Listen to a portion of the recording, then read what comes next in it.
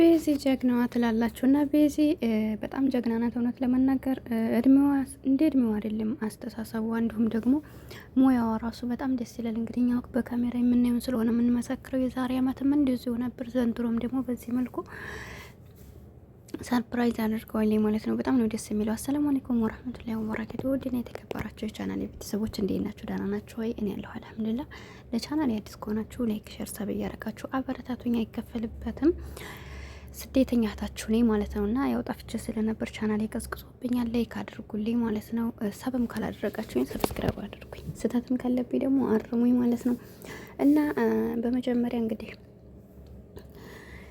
በሀገር ላይ በዓልን ከቤተሰብ ጋር ማሳለፍ በጣም መታደል ነው። ሲቀጥል እንደ እውነቴን ነው የምነግራችሁ። እንደዚህ በዓል ምናምን በሚደርስ ሰዓት በጣም ነው ስደት ላይ ያለን እህቶች በጣም ነው እንትን የሚከፋና አለን። በተለይ በስደት በጠለብ ውስጥ ያሉ ማለት ነው። ውጭ ያለ ነው እንኳን ችግር የለውም ወተን ማሳለፍ አለን። ብቻ ብዙ ቻንስ አለ። ግን ደግሞ ጠለብ ውስጥ ሆነው ለ7 አመት ለ6 አመት ከዛም በላይ በቃ አመት በአመት ሁልጊዜ የሚከፋቸው ልጆች አሉና አብሽሮ እህቶች፣ በመጀመሪያ አላህ ይወፍቀን። የእውነት ነው የምላቸው። አሁን በዚህ በሀገሯ ላይ እንደዚህ ፏደ መቅብሎ ደስ ብሏቸው ሲያሳልፉ በቃ በጣም ነው ደስ የሚለውና አላህ እንዲው በስደት ያላችሁ እህቶች እስከ ዛሬ የለፋነውን ነገር አይቶ ቆጥሮልና ካሁን በኋላ ወላሂ በዓልንም ሆነ ደስታንም መከራንም በሀገራችን ላይ እንደው ዘና ብለን የምናሳልፍበት ያድርገን ከቤተሰቦቻችን ጋርና አላህ ይወፍቃችሁ። ዱአ አድርጉ።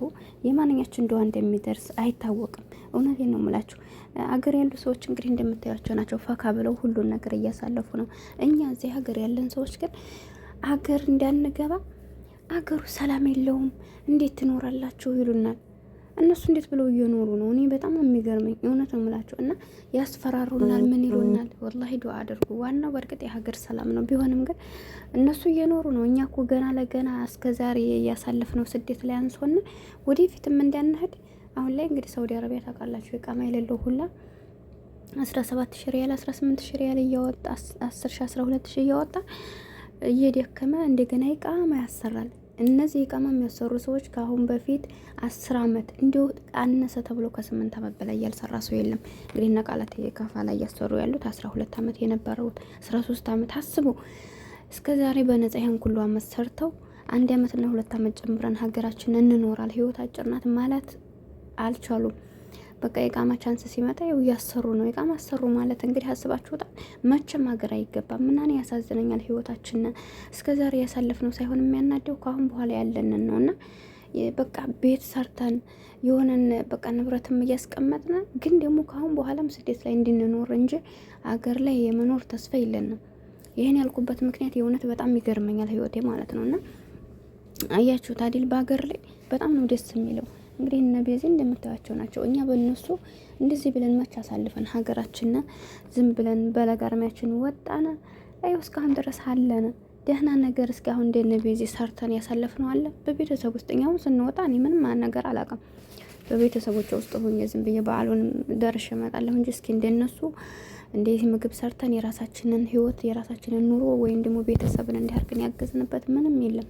አስቡ፣ በዛ እድሜያችን መጣን። ይኸው አሁንም በሰው ቤት ዝም ብለን እንሰቃያልና ለሀገራችንም ዱአ አድርጉ። አይምሯችንን ማሳመን ይኖርብናል። ምክንያቱም የሰው ልጅ ሺህ ዓመት አይኖርምና ያያችሁት ነው። መኪና ቤት አዘጋጅተው ሀቤታችሁ ሳይኖርበት ህይወት ማለፍ አለ ማለት ነውና ሁላችሁም በቃ አይምሯችንን አገር ላይ የመኖር እንትኑ እንዲኖርና ባለን ነገር አሁን በኋላ የእውነት ነው የምላችሁ የምትሰሩትን ነገር ሴፍ አድርጉ።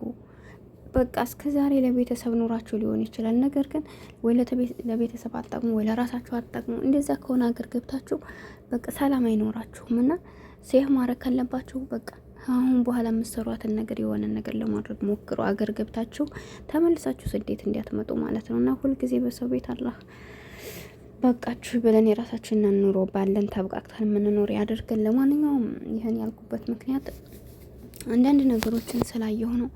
በቃ የሆነ በስደት ላይ ሁልጊዜ ይደብራል። እዛ ሆኖ ግን ስታዩቸው በጣም ነው ደስ የሚለው። እኛ በምኞት ነው ያለ ነው። በመቀጠል ቤዚሻ እንግዲህ ጀግንነት የሆነት በጣም ደስ ትላለች። ማርክ ደግሞ ይችን የመሰለ ሚስቱን በስነ ስርዓት አድርጎ ሌላ ሰው በመሀላቸው ሳያስገባ ህይወታቸውን ቢመሩ ብዬ አስባለሁኝ። መጨረሻ አካባቢ የታችሁ ከሆነ ያቺ ሊመጣታ ልረብሽ ነበር ሲመስለኝ ድራማ ነው። ድራማ እስከሆነ ድረስ እንደዛ ከጨረረሱ በኋላ መጣ። ሲቀጥል ደግሞ ቤዚሻ አይታችኋታል። ማርክ እንግዲህ ነገሮችን ስለጠላ ቤዚ ወጥታ እንዲያታያት ብሎ ልጅቷን አባሮ እሷን ግቢ እያላት ነበርና አንዳንድ ጊዜ ባሎቻችን እኛ እንዲያናየው የፈለጉት ነገር ካለ አንዳንዴ ሶብር ብናረግ ጥሩ ነው ብዬ አስባለሁና እንግዲህ አይታችኋል። ደህና በልተው እንትን እያሉ ነበርና መጨረሻ መጣ ሰረብሻቸው እሷ እየወጣኝ ነበር ማንነቱን ለማየት። አንዳንዴ አይተን ከመቃጣል ባና ይሻለናል። እንዳልኳችሁ አብሮን ያለ ሰው የኛ የሆነ ሰው ታው ሲለና ያ ነገር ለኛ እንደማይጠቅመን ነው ስላየነው መፍትሄ ስለማናመጣ ያ ነገር ደግሞ እኛ እንዳናየው ከፈራ ያነሰው። ስለዚህ እኛ ብናየው የሚደብረን ነገር አለ። በዛ ላይ ደግሞ እሱ ግዴለሽ ቢሆን ኑሮ የራሷ ጉዳይ ብሎ ሊያስገባት ይችላል። ግን ደግሞ ነገር ስላልፈለገና ልጅቷ በራሷ ታሪክ ልታበላሽ ስለመጣ ትዳሩ እንዳይበላሽ ስላለ ነው ቤዚንግ ቤ ስላት የነበረውና አንዳንድ ጊዜ እየመረረንም ቢሆን መዋጥ አለብን እላለሁ። ሲቀጥል እኔ የሚመስለኝ ያው ድራማ ነው እየተመካከሩ የሚያደርጉን ነገር ነውና እህቶች እነሱ ሲታረቁ ደስ የሚላችሁ፣ ስትጣሉ አትከፉ። ደስታቸው ደስታችን ነው፣ ደስ ይላል። ግን በተጣሉ ሰዓት እናንተ እውነት እየመሰላችሁ የመሳደብ የመበሳጨት ባህሪ ያታሳዩ። ለምንድን ነው? እነሱ እንደምታዩቸው ናቸው። ትናንት ይጣላሉ፣ ዛሬ ይታረቃሉ። እኛ እዚህ ጋር እንቅልፋቸውን አጥተው ስራቸው ሀስራ እንትን እያሉ ስንት ነገር የሚያዝኑ ልጆች አሉ። ግን በነገጧቱ እነሱ ተስማምተው ነው የሚመጡት እና ራሳችሁን ጠብቁ። እወዳችኋለሁ እና ውድ ተመልካቾች እንግዲህ ይሄን ይመስላላችኋለሁ። ለሁላችንም የእረፍት እንጀራ ይስጠን። ዱዓ ጸሎት አድርጉ። ሁላችሁም በየላችሁበት አላህ ይጠብቃችሁ። ሰላማችሁ ዝት ይበልልኝ። ወዳችሁና ፈቅዳችሁ ስለምትከታተሉኝ ከልብ ነው የማመሰግነው። ቪዲዮ ላይክ፣ ሼር ያደረጋችሁ አበረታቱኝ። ስደተኛ እህታችሁ ነኝ። ሁሌም መልካም ነገር እመኝላችኋለሁ። ቤተሰቦቻችሁንም አላህ ይጠብቅላችሁ። እኛንም በስደት ያለነውን አላህ ይጠብቀን። በቀጣይ ቪዲዮ እስከምንገናኝ አሰላሙ አለይኩም ወራህመቱላሂ ወበረካቱ። ሰላማችሁ ይብዛልኝ።